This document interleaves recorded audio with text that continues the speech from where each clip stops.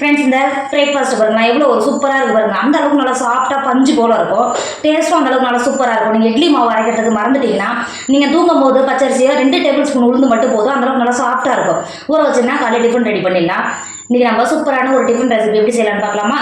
Hi friends, welcome to Kerala சமையல். இன்னைக்கு கேரளா சமையலில் நம்ம சூப்பரான மாவு அரைச்சி புளிக்க வைக்காமல் சூப்பரான ஒரு டிஃபன் ரெசிபி தான் பார்க்க போகிறோம். வாங்க எப்படி செய்யலாம்னு பார்க்கலாம். இப்போ ஒரு பவுல் வச்சுக்கோங்க. 250 கிராம் கப்பில் 2 கப்பு பச்சரிசி எடுத்துருக்கேன். இப்போ சேர்த்து கொடுத்துக்கோங்க. பச்சரிசி சேர்த்து கொடுத்துட்டு அது கூடவே 2 டேபிள் ஸ்பூன் உளுந்து சேர்த்துக்கோங்க. நீங்கள் எக்ஸ்ட்ரா சேர்க்கணும்னு அவசியம் கிடையாது. 2 டேபிள் ஸ்பூன் மட்டும் உளுந்து சேர்த்திங்கன்னா போதும். அந்த அளவுக்கு நல்லா சாஃப்டாக இருக்கும். சேர்த்துட்டு தண்ணி சேர்த்துக்கோங்க. தண்ணி சேர்த்துட்டு இந்த மாதிரி கை வச்சு 2 டைம் நல்லா இது மாதிரி பசஞ்சு கழுவிட்டு தண்ணியை வடிகட்டி எடுத்துக்கோங்க. இப்போ பாருங்கள், நல்லா கழுவிட்டு தண்ணியை வடிகட்டி எடுத்து வந்திருக்கேன். இப்போ அரிசி முங்குற அளவுக்கு தண்ணி சேர்த்துக்கோங்க.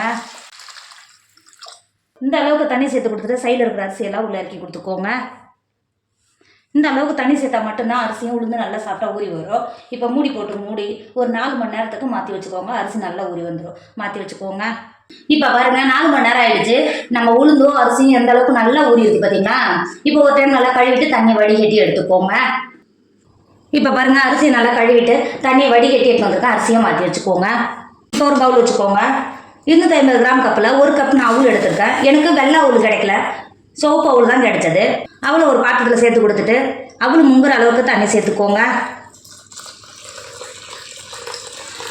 10 நிமிஷம் போதும். நமக்கு அவ்வளோ சட்டு நல்லா ஊறி வந்துடும். தண்ணி சேர்த்து கொடுத்துட்டு ஒரு டைம் நல்லா கழுவிட்டு தண்ணி வடிகட்டி எடுத்துக்கோங்க. இப்போ பாருங்கள், அவளை நல்லா கழுவிட்டு தண்ணி வடிகட்டி எடுத்து வந்திருக்கேன். திரும்பவும் அவள் முங்குற அளவுக்கு தண்ணி சேர்த்துக்கோங்க. தண்ணி சேர்த்துட்டு ஒரு 10 நிமிஷத்துக்கு நம்ம அரிசி அரைக்கிறதுக்குள்ளே அவள் நல்லா ஊறிடும். அவளை மாற்றி வச்சுக்கோங்க. இப்போ ஒரு மிக்சர் எடுத்துக்கோங்க. நம்ம கழுவிட்டு தண்ணியை வடிகட்டி எடுத்து வந்திருக்கோம் பார்த்தீங்களா, அரிசியை மிக்சி ஜாருக்குள்ளே மாற்றிக்கோங்க. நீங்கள் கழுவிட்டு தண்ணியை வடிகட்டிட்டு அரிசியை சேர்த்திங்கன்னா உங்களுக்கு கரெக்டான அளவு தெரியும். அதனால தான் கழுவிட்டு தண்ணியை வடிகட்டிட்டு திரும்பவும் அரிசி உள்ள சேர்த்து கொடுத்துக்கோங்க. அரிசியை சேர்த்து கொடுத்துட்டு அரிசி அளந்த அதே கப்பில் 2 கப்பு தண்ணி சேர்த்துக்கோங்க. கரெக்டாக இருக்கும். 2 கப்பு தண்ணி சேர்த்துக்கோங்க. தண்ணி சேர்த்து கொடுத்துட்டு மிக்சி மூடி நல்லா பேஸ்ட் பார்த்து நல்லா அரைச்சி எடுத்துக்கோங்க. இப்போ பாருங்கள், நம்ம அரைச்சி எடுத்தது இந்த அளவுக்கு இருக்கணும். இங்கே பார்த்தீங்கன்னா எந்த அளவுக்கு நல்லா ஸ்மூத்தாக அரைஞ்சி வந்துருக்கு பாருங்கள். இந்த அளவுக்கு தான் மாவு அரைஞ்சிருக்கணும். இப்போ ஒரு பவுல் வச்சுக்கோங்க. நான் அரைச்ச மாவை அந்த பவுலில் சேர்த்துக்கோங்க. எனக்கு 2 கப்பு தண்ணி கரெக்டாக இருந்துச்சு. நீங்கள் எடுக்கிற அரிசி வித்தியாசத்தை பொறுத்து இருக்கலாம், கூடவோ குறையவோ செய்யலாம். அதுக்கு அனுசரித்து தண்ணி சேர்த்துக்கோங்க. இப்போ மாவை மாற்றி வச்சுக்கோங்க. மாவு அரைச்சா அதே மிக்சி ஜாரில் 250 கிராம் கப்பில் 1 கப் நல்லா துருவி எடுத்து வச்சுருக்கேன். தேங்காய் போட்டு சேர்த்துக்கோங்க. அது கூடவே நல்லா ஊற வச்சு எடுத்து வச்சுருக்கோம்ல, தண்ணியெல்லாம் நல்லா பிழிஞ்சிட்டு தண்ணி எதுவும் இல்லாமல் அவளை மட்டும் சேர்த்துக்கோங்க. இந்த மாதிரி பிழிஞ்சிட்டு அவளை மட்டும் சேர்த்துக்கோங்க. இந்த மாதிரி நீங்கள் பிழிஞ்சிட்டு சேர்த்துனா மட்டும்தான் உங்களுக்கு தண்ணியோட அளவு தெரியும். அதனால தான் திரும்பவும் சொல்கிறேன், பிழிஞ்சிட்டு சேர்த்துக்கோங்கன்னு. சேர்த்து கொடுத்துக்கோங்க.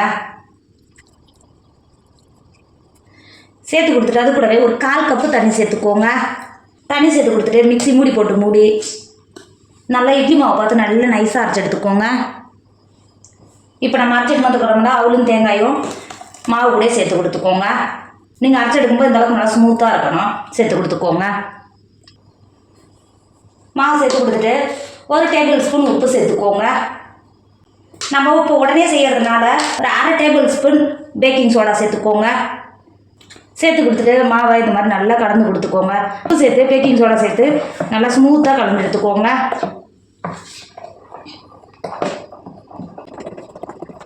இப்போ பாருங்கள், மாவு எந்த அளவுக்கு நல்லா ஸ்மூத்தாக கலந்து வந்திருக்கு பார்த்தீங்களா. இங்கே பாருங்கள், இந்த மாதிரி இருந்தால் தான் நல்லா சாஃப்டாக இருக்கும். ஓட்ட விழுந்து நல்லா பார்க்குறதுக்கே அந்த அளவுக்கு நல்லா சாஃப்டாக பஞ்சு போல் இருக்கும். பார்த்தீங்கன்னா இந்த அளவுக்கு நல்லா கலந்து கொடுத்துட்டு நமக்கு மாவு ரெடி ஆகிடுச்சு. நான் இது வந்து பிரேக்ஃபாஸ்ட்டுக்காக செய்கிறேன். அரிசி ஊற வைக்கும்போது நைட்டு தூங்கும்போது ஊற வச்சுருந்தேன். இப்போ காலையில் தோசை ஊற்றுறதுக்காக தோசைக்கு பதிலாக தான் இந்த மாவு ரெடி பண்ணிவிட்டு நான் தோசை ஊற்ற போகிறேன். இப்போ மாவு நமக்கு ரெடி ஆகிடுச்சு. மாற்றி வச்சுக்கோங்க. பாருங்க, ஒரு இரும்பு தோசைக்கல்ல அடுப்பில் வச்சு நல்லா சூடாகிடுச்சு. இப்போ தோசைக்கல்லில் இந்த மாதிரி ப்ரஷ்ஷை வச்சு எண்ணெய் தேய்ச்சி கொடுத்துக்கோங்க. இந்த அளவுக்கு எண்ணெய் தேய்ச்சி கொடுத்துட்டு நம்ம ஏற்கனவே மாவு கலந்து எடுத்து வச்சுருக்கோம்ல, மாவுலேருந்து இந்த அளவுக்கு 2 கரண்டி ஊற்றிக்கோங்க. கரெக்டாக இருக்கும். நீங்கள் மாவு ஊற்றும் போது கல் நல்லா சூடாக இருக்கணும். இந்த மாதிரி ஊற்றி கொடுத்துட்டு தோசை அளவுக்கு இல்லாமல் இப்படி மெதுவாக இந்த மாதிரி தேய்ச்சி கொடுத்துக்கோங்க. இந்த அளவு தேய்ச்சி கொடுத்தா போதும். ஒரு 5 நிமிஷத்துலேயே நல்லா இந்த மாதிரி ஹோல்ஸ் வரும். ஹோல்ஸ் வந்தாக்க நல்லா சாஃப்டாக இருக்கும். நீங்கள் ஊற்றும் போது ஹை ஃபில்லில் இருக்கணும். இங்கே பார்த்தீங்களா எந்த அளவுக்கு ஹோல்ஸ் வந்துருக்கு பாருங்கள். இந்த அளவுக்கு ஹோல்ஸ் வந்ததுன்னா ஒரு 5 நிமிஷம் இந்த மாதிரி மூடி போட்டு ஆவிலே வேக விடுங்க. இப்போ பாருங்கள் ஒரு 5 நிமிஷம் ஆயிடுச்சு. ஒரு 5 நிமிஷம் ஆயிடுச்சு. எந்த அளவுக்கு நல்லா வெந்து வந்துருக்கு பார்த்தீங்களா. எடுக்கிறதும் ரொம்ப ஈஸியாக வரும். இங்கே பாருங்கள். இப்போ இது வெளில எடுத்துக்கோங்க.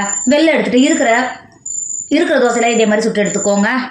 இப்போ பாருங்கள் எந்த அளவுக்கு நல்லா சாஃப்டாக பஞ்சு போல் பிரேக்ஃபாஸ்ட்டு சூப்பராக ரெடி ஆகிடுச்சு. இதோட டேஸ்ட் பார்த்தீங்கன்னா நல்லா சூப்பராக இருக்கும். உடம்புக்கு ரொம்ப ரொம்ப நல்லது. நீங்கள் தோசை மாவு இல்லாத சமயத்துக்கு நைட்டு தூங்க போகும்போது பச்சரிசி ஊற வச்சுன்னா காலையில் டிஃபனுக்கு ரெடி ஆகிடும். கண்டிப்பாக நீங்களும் ட்ரை பண்ணுங்கள். என்னோட வீடியோ உங்களுக்கு பிடிச்சிருந்தா ஃப்ரெண்டு உங்கள் ஃபேமிலிக்கு ஷேர் பண்ணுங்கள். மறக்காமல் கேரளா சமையல் சப்ஸ்கிரைப் பண்ணிக்கோங்க. தேங்க்யூ.